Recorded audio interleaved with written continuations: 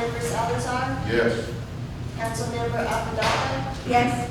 Mayor Pro Tem Aldridge, Yes. Councilmember Pierce, Yes. Mayor Pierce. Yes. Right, that is approved. Thank you all for attending. Thank you.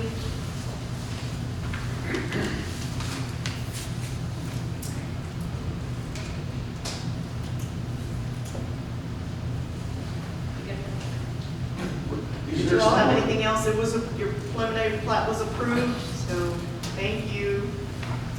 So, thank you all very much. Thanks for your time. Thank you for staying with us. All right, we will move to item 9D, discussion and action on ordinance number O-2020-882, amending the zoning ordinance of the city of Kirby, Texas, to grant specific use permit 2020-016 for the use of the property at 1448 Springfield Road, Lot 5, Kirby, Texas, for the purpose of parking company trucks, storing equipment and tools in two 20 by 8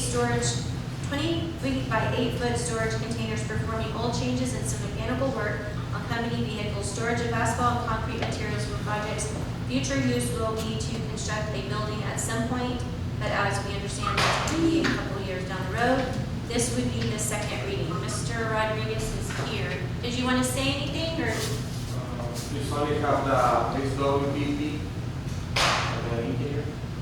Is that the Swift? Oh, so if you can bring that to Ms. Cox tomorrow at the office, or you can just drop it off to her? You want to just drop it off? Okay, thank you. Sorry. Thank you so much. All right, so I will entertain a motion. This would be for the second reading.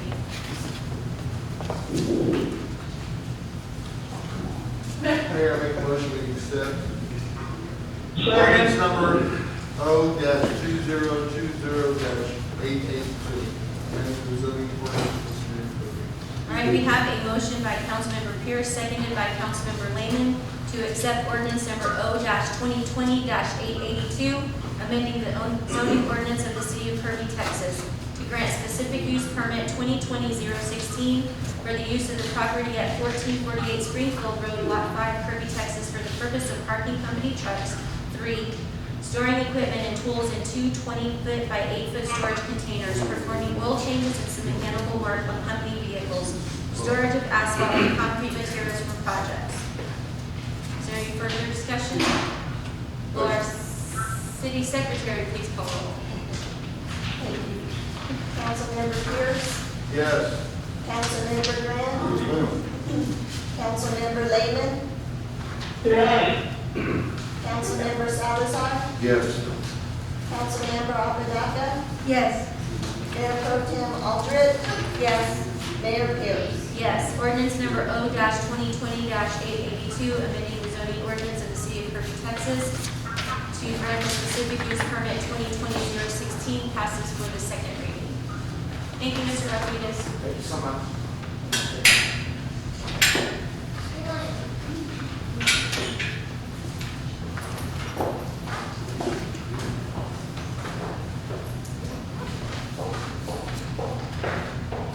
All right, we will move to item 9E, discussion and possible action on the 2018 street bond project phase 2 plans, Ackerman Road, Gibbs Sprawl Road, Top Road, Cinderella Lane, Sparkly Lane, Bauman Road, and Hedwig Street. And Mr. Wilson is here this evening.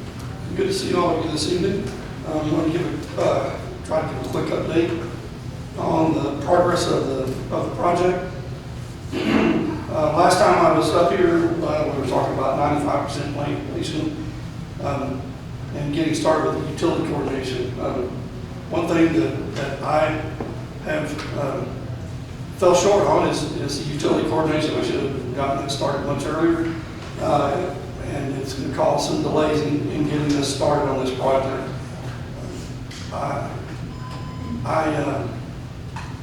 In the initial part of the design, when I was doing the stormwater system, I figured out that there's a lot of additional utilities in this corridor, and rather I made the mistake of just trying to work around them rather than coordinate with the franchise utility. So that's on my shoulders. and it's going to cost us to get started a little bit later.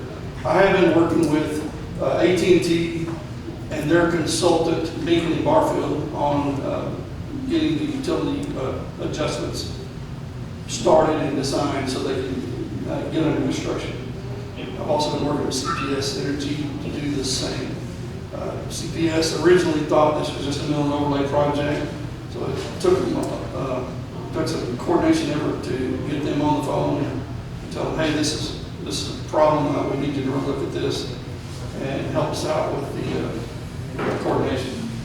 So right now, AT&T has got a portion, got the major part of the civil work designed. They're ready to submit to the city. They just need a right-of-way permit.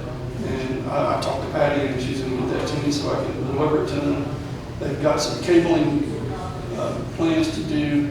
That seems to be the bulk of the construction work.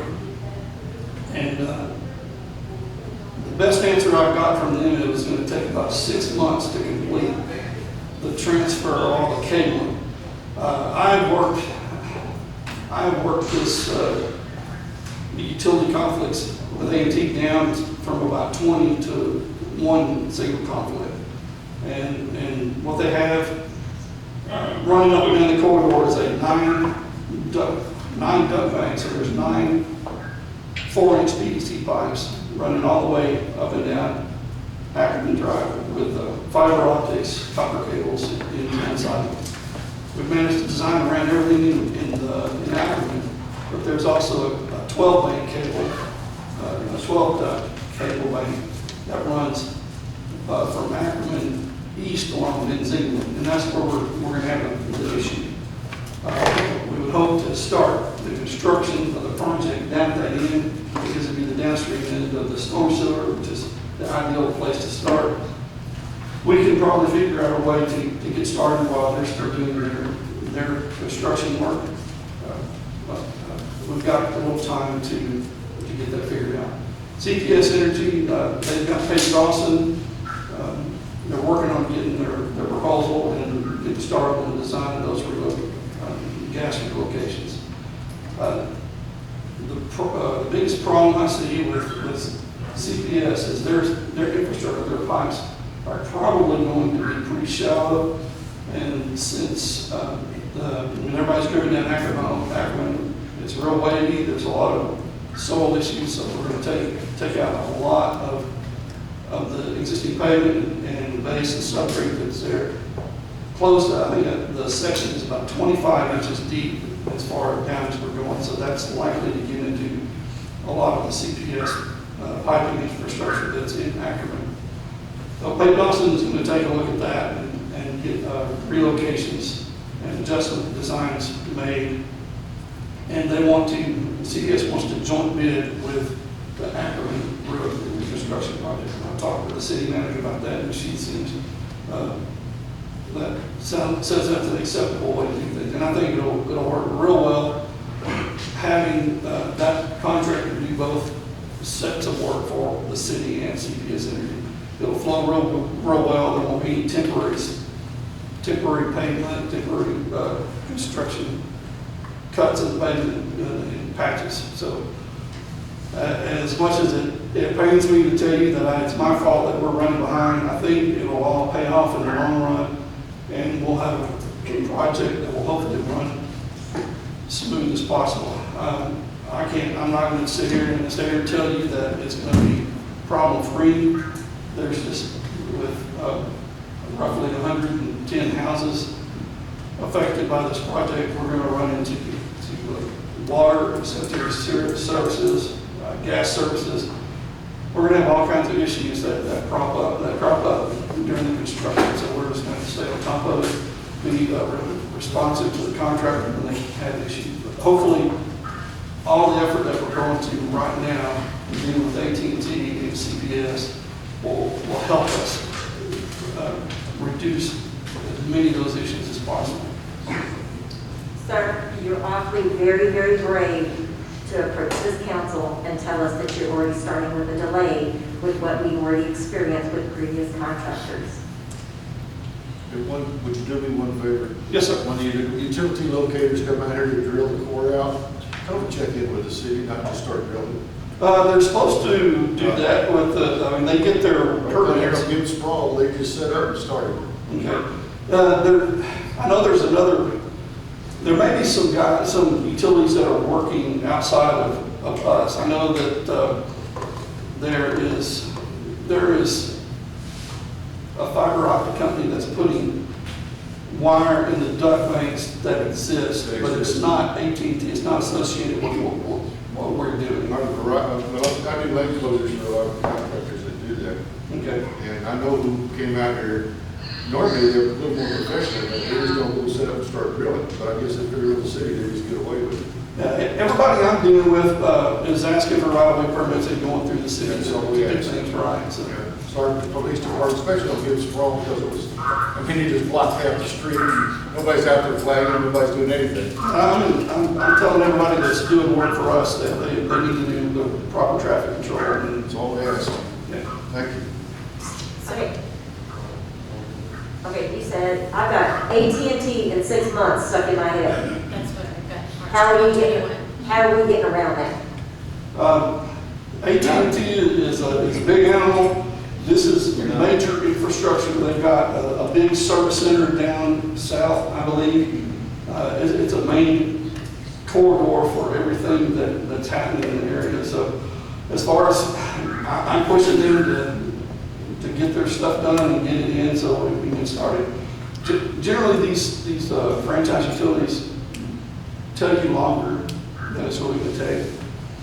But I got to tell you what they tell me. I understand. So I'm pushing as hard as I can with everybody because I'm the one that put us in this position. And that actually concerns me because we had a very specific guideline of what we wanted, because again, that means that this project that was voted on in 2018 is now not going to start until 2021, roughly. We were already supposed to have started at the last quarter to even start on the street. So it concerns me that if we're already this delayed, that, that's just their estimate of when they're going to be ready. So I would like to propose that you're in constant contact with Monique, and that y'all are grilling AT&T daily.